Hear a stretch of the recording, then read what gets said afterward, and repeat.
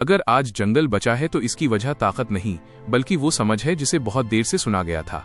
घना जंगल था, इतना घना कि धूप भी जमीन तक पहुंचने से पहले रुक जाती थी, और उस जंगल में दो ही जानवर ऐसे थे जिनकी मौजूदगी हर कोई महसूस करता था। एक था हाथी, जिसकी चाल से जमीन कांपती थी, जिसके एक कदम से पेड़ हिल जाते थे और जो जहां खड़ा होता वहां कोई सवाल नहीं करता था। और दूसरी थी लोमड़ी, जो आकार में छोटी थी, आवाज में धीमी थी, लेकिन उसकी आंखों में हमेशा सवाल रहते थे। हाथी को लगता था कि जंगल उसी की वजह से सुरक्षित है, कि अगर वो न रहे तो जंगल बिखर जाएगा, और शायद कभी ये बात सच भी थी। लेकिन वक्त के साथ ताकत आदत बन गई और आदत घमंड में बदल गई। हाथी अब सिर्फ जंगल की रक्षा नहीं करता था, बल्कि जंगल के फैसले भी वही लेने लगा था। कहाँ रास्ता बनेगा, कौन कहाँ जाएगा, क्या सही है और क्या गलत, ये सब वही तय करता था। लोमड़ी ये सब देखती थी। वो ज्यादा बोलती नहीं थी, क्योंकि वो जानती थी कि ताकत से बहस नहीं होती, ताकत को बस उसका अंजाम दिखाया जाता है। एक दिन हाथी ने फैसला किया कि जंगल के बीच से एक चौड़ा रास्ता बनाया जाएगा, ताकि उसका चलना आसान हो। पेड़ काटे गए, जमीन खोदी गई, और जब रास्ता बन रहा था तब लोमड़ी आगे आई और शांत आवाज में बोली कि ये रास्ता नदी के बहुत पास है, अगर जरा भी संतुलन बिगड़ा तो पानी का बहाव बदल जाएगा। हाथी हंसा और बोला कि नदी उसकी वजह से बहती है।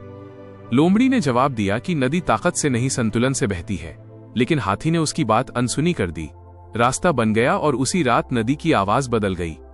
पानी कम होने लगा, घास सूखने लगी, मिट्टी में दरारें पड़ने लगीं। हाथी को गुस्सा आया। उसने कहा कि कुछ नहीं होगा, वो सब ठीक कर देगा। लेकिन इस बार ताकत काम नहीं आई। अगले दिन हालात और बिगड़ गए और लोमड़ी ने फिर कहा कि गलती मान लो, रास्ता बंद कर दो, अभी भी वक्त है।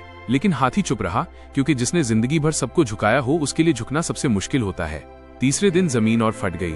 नदी लगभग सूख चुकी थी और उसी पल हाथी ने पहली बार डर महसूस किया। उसने लोमड़ी की तरफ देखा और धीमी आवाज में पूछा कि अब क्या करें। लोमड़ी ने सिर्फ इतना कहा कि अब सुनोगे, और हाथी ने पहली बार सिर झुका दिया। दोनों साथ काम करने लगे। जहां रास्ता था वहां मिट्टी भरी गई, नदी को उसका पुराना रास्ता लौटाया गया।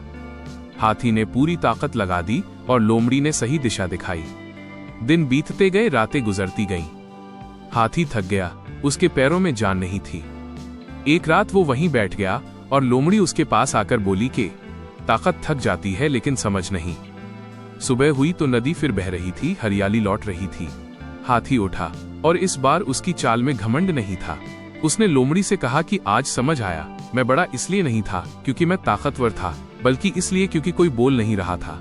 और लोमड़ी ने कहा कि आज तुम सच में बड़े हो क्योंकि तुमने सुनना सीख लिया।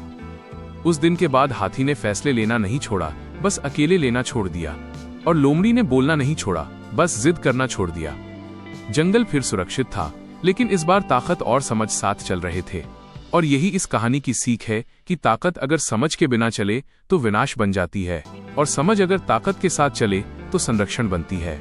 और अगर आपको ये कहानी अच्छी लगी हो, दिल को छू गई हो, तो हमारे चैनल